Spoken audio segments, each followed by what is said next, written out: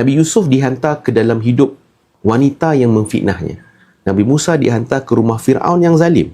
Bahkan Nabi Muhammad sendiri diuji dengan Abu Lahab, bapa saudaranya yang paling kuat menentang.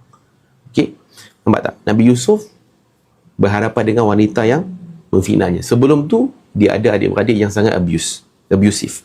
Kedua adalah Nabi Musa. Nabi Musa ni kan dilepaskan di Sungai Nil kan. Allah takdirkan Nabi Musa ni yang sepatutnya maknya nak melarikan anaknya daripada kezaliman Fir'aun, Allah tentukan ni Nabi Musa terus masuk dalam istana Fir'aun. Sama juga Nabi Muhammad sallallahu alaihi wasallam. Ada di sekelilingnya orang yang benci, bahkan orang terdekat dengan dia, bapa saudara sendiri, Abu Lahab, yang membenci Nabi Muhammad sallallahu alaihi wasallam, buat macam-macam perkara untuk menyakiti Nabi. Dan semua itu bukan sia-sia. Orang-orang yang ada di sekeliling kehidupan Nabi-Nabi ni, ini semua untuk membina para Nabi Rasul.